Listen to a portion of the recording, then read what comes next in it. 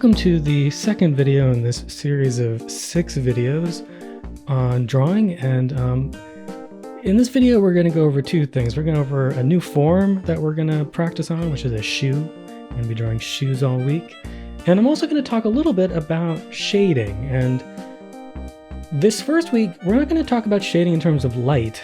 We're going to talk about shading in terms of supporting the forms that already exist. So in this footage, this is just a half-hour drawing, and I just kind of wanted to show kind of, I guess, the level of detail you should kind of shoot for like a half hour.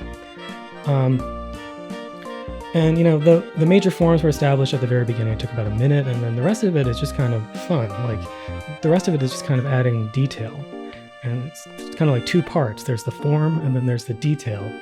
And they're almost different skills. So before I did that drawing, I did a bunch of practice drawings. Think about this for like a musical performance. Like, you're not going to just go to a performance without ever practicing the music first, right? That would be crazy.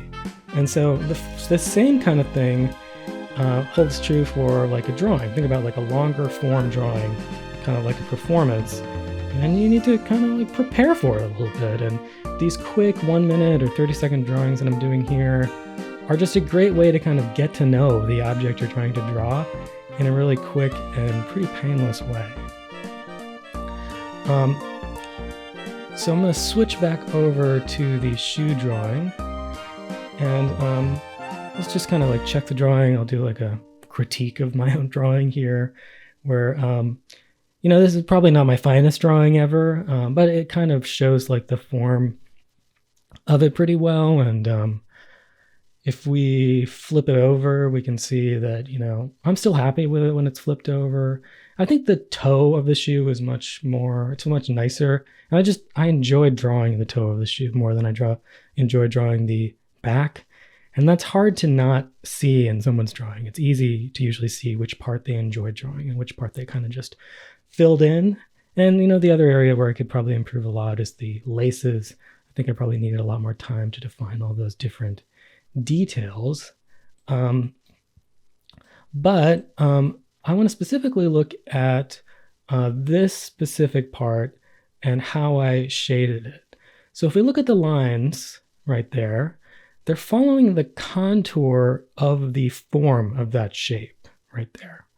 And this is really important because that shading is supporting the form lines that we already established, and we're just really increasing the concept of roundness.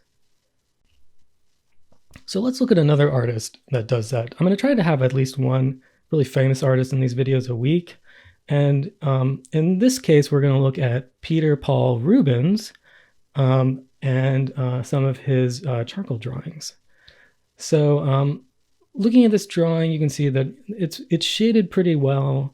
And if we look closely, we can see that the actual shading is primarily these light lines that follow the roundness and contours of the satyr that we're looking at here. And so you can see that, you know, Rubens is really trying to enhance the roundness with his shading.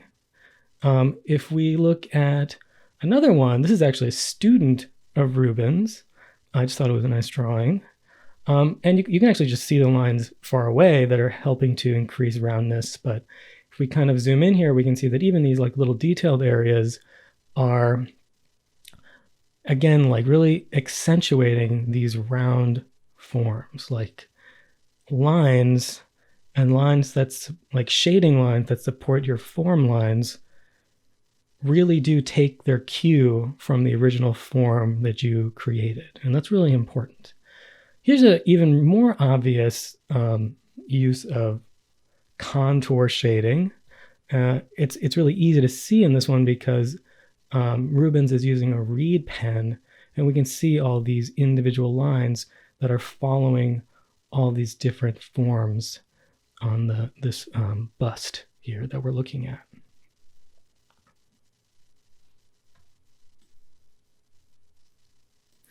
Here's another example of It's of a really famous sculpture that a lot of artists studied called the Belvedere torso. And even this smooth shading, you can actually see if we get really close that it has lines that are, again, like accentuating this concept of roundness, which I don't know, it's just a really great way to accentuate that kind of stuff.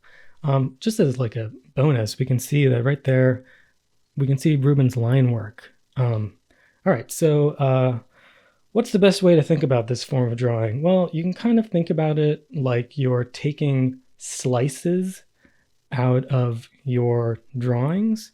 So I'm just using like a Crayola marker here, a very underappreciated art supply, in my opinion.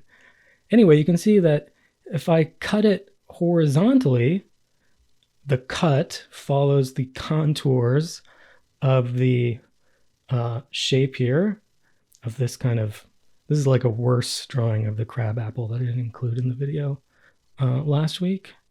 And if I cut it vertically, you can see that again, like you can cut it any which way you want, just as long as those cuts logically follow the contours of the shape.